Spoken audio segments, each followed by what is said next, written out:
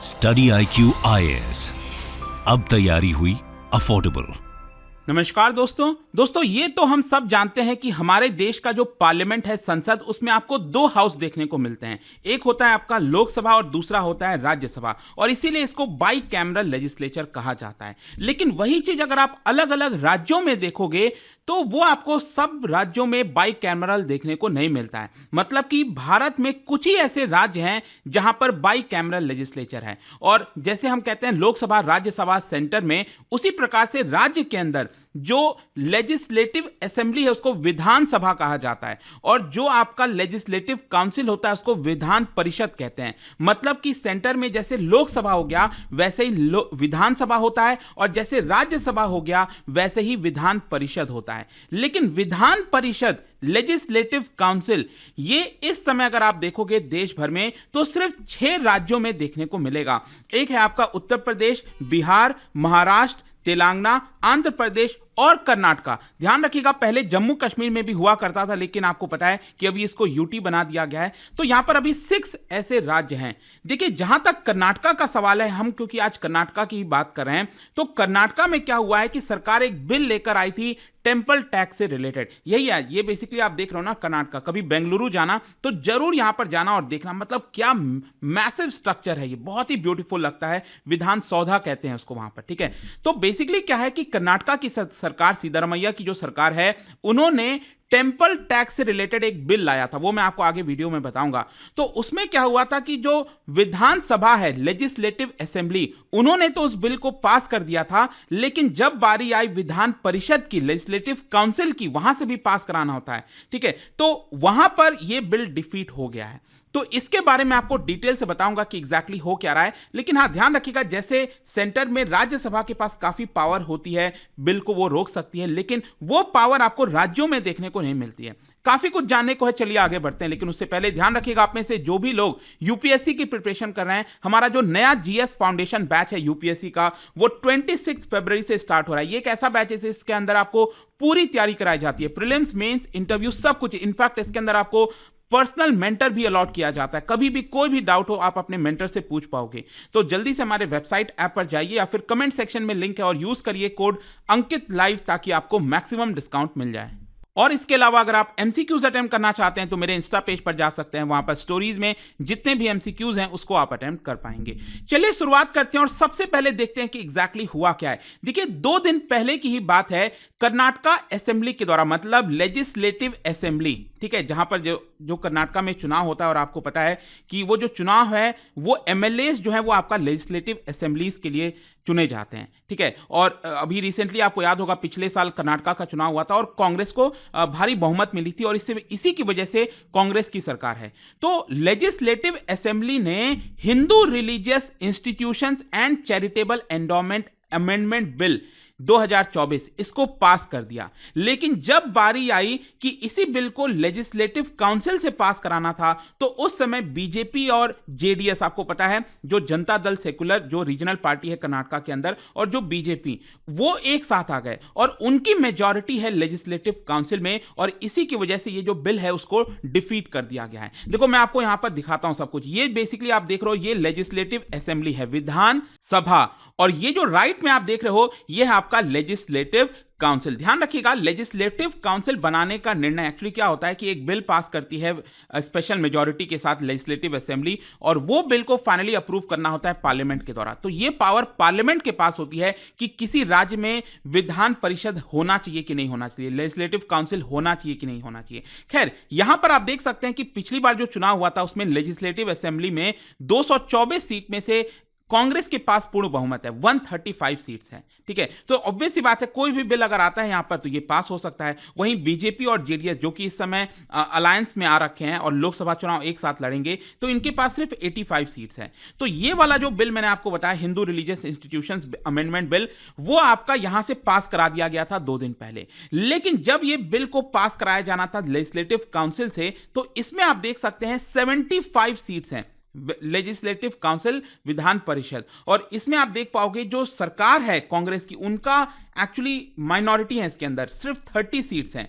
और वहीं आप देख सकते हो बीजेपी और जेडीएस दोनों को अगर आप जोड़ दोगे, क्योंकि 75 का मेजॉरिटी कितना होता है इसमें हम देखें तो 38 होता है, और दोनों का अगर आप मिला दो तो इनके पास 43 सीट्स हैं। ठीक है, तो ऑब्वियस सी बात है यहां पर जब बिल आया तो बीजेपी और जेडीएस एक साथ आ गए और उन्होंने ये वाले जो बिल है उसको डिफीट कर दिया। तो ये पूरा मामला है। अब क्वेश्चन यहां पर यह है कि अगर मान लो लेजिस्लेटिव काउंसिल अगर कोई बिल को डिफीट कर देती है जो लेजिस्लेटिव असेंबली ने पास किया था, उस केस में क्या होता है?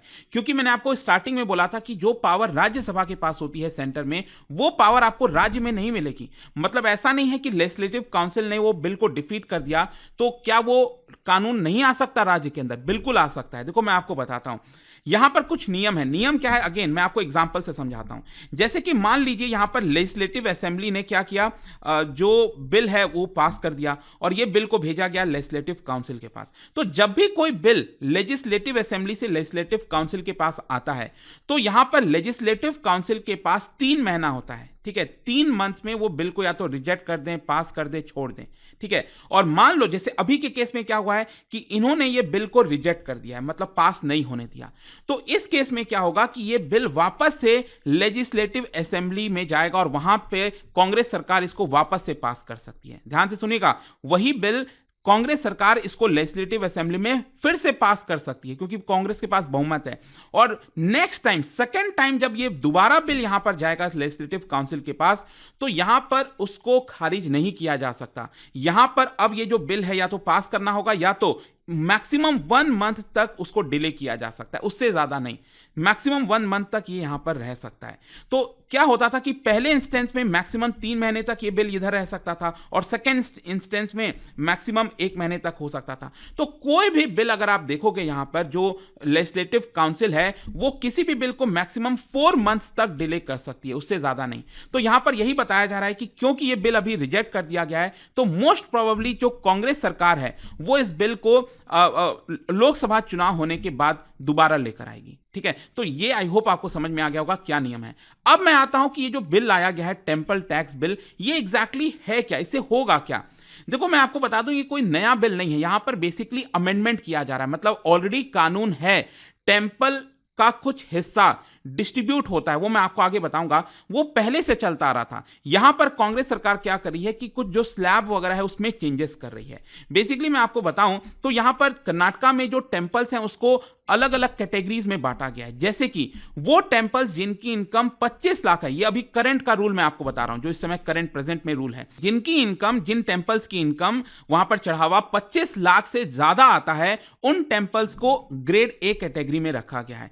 फिर जो टेंपल्स जहां पर जो इनकम है, जो चढ़ावा है वो 5 लाख से 25 लाख के बीच में आता है, उनको कैटेगरी बी में रखा गया है, ग्रेड बी में रखा गया है। और वो टेंपल्स, वो बाकी के जो टेंपल्स जिनकी इनकम 5 लाख से कम है, उनको ग्रेड सी में रखा गया है। ठीक है, और मैं आपको बता दूं कर्नाटका के अंदर आप देखोगे तो लगभग ग्रेड सी वाले टेंपल्स की संख्या 34,000 है। जाहिर सी बात है वो सबसे जहां पर कम आपका वो आता है, पैसा आता है।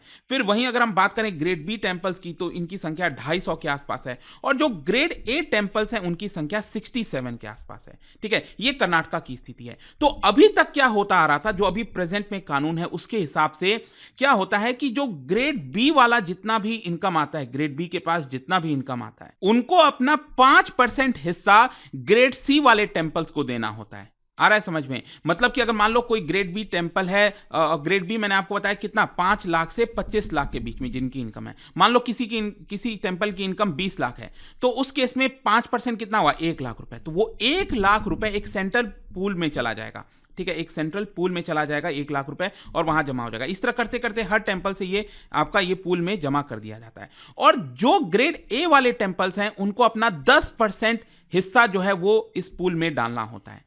आ रहा है समझ में? मतलब कि अगर मान लो कोई टेंपल है जिसकी इनकम 1 करोड़ है तो उसको 10 लाख रुपए इस पूल के अंदर डालना होगा। अब क्वेश्चन ये है कि ये जो पैसा आता है, ये जो पूल में इतना सारा पैसा कलेक्ट हो गया, मान लो 10 करोड़ कलेक्ट हो गया, तो वो 10 करोड़ रुपए क्या होगा, जो ग्रेड सी वाले टेंपल्स है जिनके पास उतना चढ़ावा नहीं आता, जिनके पास उतनी इनकम नहीं है, तो टेंपल्स की देखभाल करने के लिए उसको सब कुछ सही चलता रहे, तो उसके लिए यहां पर जो पैसा है वो ग्रेड सी वाले टेंपल्स में डिस्ट्रीब्यूट कर दिया जाता है। आई होप आपको समझ में आ गया होगा। अब क्वेश्चन ये है कि जब ये चलता आ रहा था तो ये नया जो बिल लाया गया उसमें क्या चेंजेस किए गए हैं। बेसिकली यहां पर जो स्लैब है उसमें थोड़ा सा अंतर किया गया है। यहां पर सरकार ये कह रही है कि अब से हम क्या करेंगे, जो भी टेंपल्स की इनकम 1 करोड़ से ज्यादा है उनको अपना 10% हिस्सा जो है वो कंट्रीब्यूट करना पड़ेगा एक कॉमन पूल में, जो मैंने आपको बताया, जो जहां पैसा कलेक्ट होता है। और जो टेंपल्स की इनकम 10 लाख से 1 करोड़ के बीच में है उनको अपना 5% हिस्सा जो है वो आपका कॉमन पूल में रखना होगा, और वो फाइनली वही पैसा जो है ग्रेड सी टेंपल्स में चला जाएगा। मतलब जो पहले ये स्लैब था उसमें बदलाव किया है सरकार ने इस बिल के तहत। आई होप ये भी आपको समझ में आ गया होगा। अब क्वेश्चन है कि इसको लेकर सरकार और ऑपोजिशन क्या कह रही है। देखो, जब ये बिल लाया गया और यहां पर जो ऑपोजिशन है उन्होंने इसको लेकर काफी बड़ी कंट्रोवर्सी क्रिएट की। उन्होंने कहा कि देखिए, ये जो बिल है वो एक तरह से एंटी हिंदू पॉलिसीज अपनाया जा रहा है। यहां पर जिस तरह से सरकार और ज्यादा कलेक्ट करना चाह रही है पैसा, इसका मिसयूज किया जा सकता है, ऐसा बीजेपी का कहना है, ऑपोजिशन का कहना है। इनफैक्ट जो फॉर्मर चीफ मिनिस्टर हैं और बीजेपी के लीडर हैं बीएस येदियुरप्पा, उन्होंने क्वेश्चन किया कि आखिरकार सरकार हिंदू टेंपल्स के साथ ही क्यों छेड़छाड़ करती है, उनके क्यों स्क्रूटनाइज करती है, बाकी रिलीजन्स के जो इनकम आते हैं उसके साथ क्यों नहीं छेड़छाड़ किया जाता। तो यहां पर इसको लेकर सरकार का क्या जवाब था। देखो, सरकार का कहना है कि देखिए, हम एंटी हिंदू पॉलिसीज नहीं अपना रहे हैं, जो बीजेपी है, जो अपोजिशन पार्टी है, वो एंटी हिंदू पॉलिसीज को अपनाना चाहती है, क्योंकि यहां पर ऑलरेडी इस तरह का प्रोविजन था। हमने तो बस क्या किया है कि जो छोटे टेंपल्स हैं उनको और ज्यादा पैसा मिल सके, इसलिए ये अमेंडमेंट हमने किया है। इनफैक्ट जो चीफ मिनिस्टर है सिद्धारमैया, उन्होंने भी हिट बैक किया बीजेपी के ऊपर और कहा कि वो जानबूझकर पॉलिटिकल गेन्स के लिए पब्लिक को मिसलीड कर रही हैं। और उनका यह कहना था कि पहले जो पैसा कंट्रीब्यूट किया जाता था वो एक स्पेसिफिक इनकम ब्रैकेट के तहत किया जाता था, लेकिन नए वाले बिल के अंदर हमने कोशिश किया है कि जो छोटे टेंपल्स हैं जिनके पास कम पैसा कलेक्ट होता है उनके पास ज्यादा पैसा जा सके। तो ये पूरा मामला है, एंड आई होप कि अब आपको अच्छे से समझ में आ गया होगा कि एग्जैक्टली चल क्या रहा है। तो मोस्ट प्रॉब्ली यही होने वाला है, क्योंकि मैंने आपको बताया लेजिस्लेटिव काउंसिल के पास उतनी पावर होती नहीं है, तो अगली बार वापस से कर्नाटक सरकार असेंबली से जो बिल है वो पास कराएगी, और इस बार लेजिस्लेटिव काउंसिल को वो पास करना ही होगा या फिर मैक्सिमम 1 महीने के लिए डिले किया जा सकता है। खैर, जाने से पहले एक इंटरेस्टिंग क्वेश्चन अब यहां पर क्या आप बता सकते हो कि पार्लियामेंट के पास, मतलब इनमें से कौन सा कानून, कौन से मैटर पर कानून जो है उसको पास करने की पावर सिर्फ पार्लियामेंट के पास है, ये आपको बताना है। मतलब उस पे स्टेट जो राज्य है उस पे कोई कानून या छेड़छाड़ नहीं कर सकता।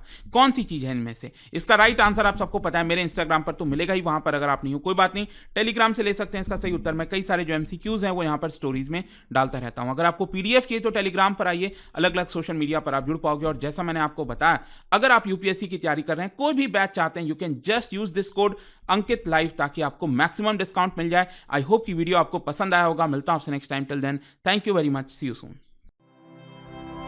स्टडी IQ IAS, अब तैयारी हुई अफोर्डेबल।